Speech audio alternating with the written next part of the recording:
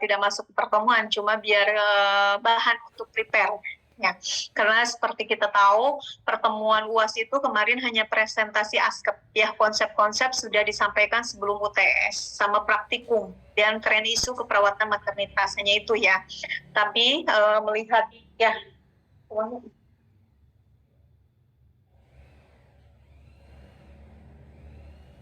kemana permohonan baik, tapi kepala puskesmasnya udah dihubungi, udah selesai, ini tinggal formalnya aja.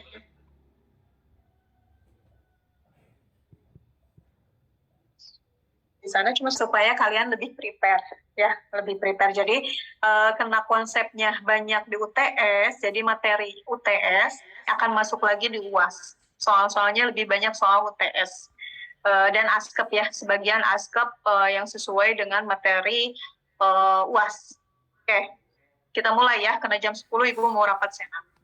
Jadi soalnya nanti PG sama dengan yang UTS. Kalau kemarin kan ada gambar-gambar ya, organ reproduksi banyak. Kalau sekarang udah nggak ada, anatomi fisiologi tidak ada. Hanya mungkin tanda-tanda ya pada usia kehamilan, pemeriksaan prenatal. Misalkan ada pergerakan bayi mulai usia berapa minggu, atau balotomen mulai muncul bisa diangkat perutnya, ya ada masa. Itu balotomen itu pada usia kehamilan berapa minggu. Kemudian adaptasi adaptasi mungkin yang belum Ibu, apakah Ibu lupa sudah pernah menyampaikan atau tidak ya, adaptasi kehamilan itu bukan hanya adaptasi ibu maternal, tetapi ada adaptasi paternal, adaptasi seorang ayah ya, di mana akan terjadi keterlibatan aktif seorang ayah dalam hubungan dengan istri yang hamil ya. Itu biasanya masuk di fase berapa? Keterlibatan aktif kan nanti ada fasenya, ada fase pengumuman, ini istri saya positif hamil. Itu pengumuman. Ya, saya akan jadi ayah. Kemudian ada nanti pada moratorium. Moratorium itu yang dia diam ya, diam. Moratorium itu kan tidak diam ya, di pending. Kemudian ada fase pemusatan. Pemusatan ini dia lebih aktif ya, ketika istrinya hamil, dikasih susu, kemudian tidak boleh ini, tidak boleh itu, mengantar ke pemeriksaan dokter, itu pada fase pemusatan. Jadi keterlibatan aktif seorang ayah itu ada di fase pemusatan ya. Tuh. Kemudian hormon seks steroid. Ya, hormon seks steroid. Ketika hamil, hormon apa yang naik? Estrogen, progesteron, ya itu naik. Ketika mau laktasi, melahirkan, itu turun, prolaktin naik. Ya, jadi hormon seks steroid pada ibu itu biasanya adalah estrogen, progesteron, dan satu lagi androgen. Ya, yang laki-laki, yang testosteron itu bukan pada ibu hamil, tetapi pada laki-laki. Jadi itu yang bukan seks steroid pada perempuan. Ya, kemudian fungsi masih ada yang kena berhubungan dengan hormon, biasanya yang berfungsi mensekresi estrogen, progesteron, testosteron. Kalau testosteron bukan pada perempuan ya. Itu hormon apa? Iya, itu organ apa? Berarti organ pada perempuan yang merangsang hormon estrogen dan progesteron itu adalah organ apa? Ovarium, ya, ovarium. Kemudian respon seksual ketika terjadi respon vasokongesti atau ketegangan ya, organ ininya tegang, ereksi, kan sudah disampaikan sama Ibu ya. Ketika laki-laki terangsang secara seksual, kemudian ada muncul respon lubrikasi, pada perempuan keluar lendir, pada laki-laki ereksi penisnya ya. Itu termasuk respon seksual. Nah, kemudian ada distensi genital, itu juga masuk ke respon seksual ya.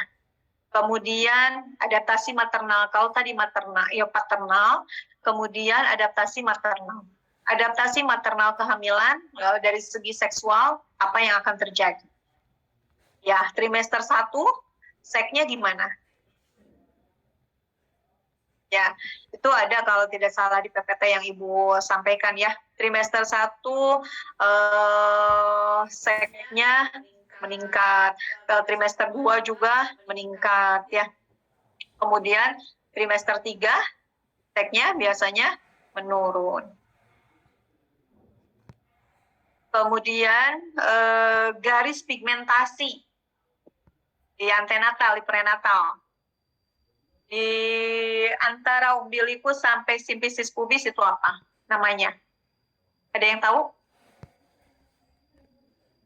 Garis panjang di perut ibu dari umbilikus sampai ke simfisis pubis itu apa? Ya. Kemudian indikasi melakukan prenatal kemarin level apa? Diagnosa kehamilan, ya itu yang UTS. Kapan dilakukan untuk mendiagnosa kehamilan itu menggunakan apa? HPHTK, tanggal hubungan seksual, kemudian BMT, body temperatur, ya basal body BBT, basal body temperatur atau dari mual muntah. Mual muntah itu untuk diagnosa kehamilan bukan?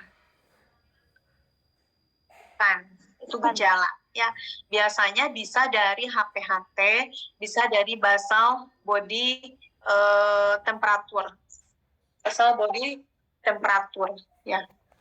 Basal body temperatur itu ketika hubungan seksual, ya,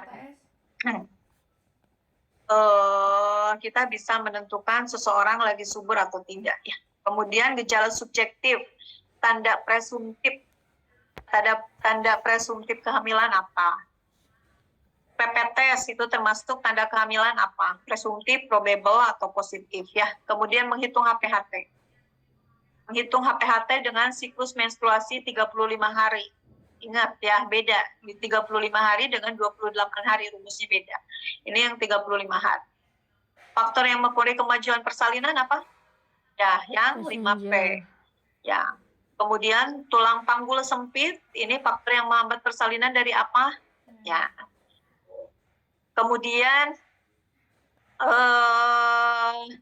yang termasuk mempengaruhi kemajuan persalinan, itu yang ya itu masuk kecuali ya, kecuali kalau usia ibu tidak termasuk kemajuan persalinan ya. Bagian terendah dari PAP apa namanya? Kemarin kan di level 3 itu untuk mengetahui presentasi terbawah ya, apakah sudah masuk PAP atau belum. Jadi apa? Posisi, presentasi, letak apa ya. Pemeriksaan level didapatkan PUKA. PUKA menunjukkan apa itu? Letak, posisi, presentasi, passenger atau passage. Kemudian turunnya ke PAP itu apa? Ya. Nah, turunnya ke PAP, kalau bayinya yang dicari yang paling bawah itu presentasi. Tapi turunnya bagian terendah ke PAP itu namanya station. Station 0 itu artinya kalau janin masih di atas PAP, belum turun. Berarti masih di level 3. Kontraksi, ya kontraksi mempengaruhi kemajuan persalinan dari sisi yang mana? Passage, passenger, power, atau apa ya. Kemudian faktor-faktor yang mempengaruhi nyeri saat menghadapi persalinan, apa?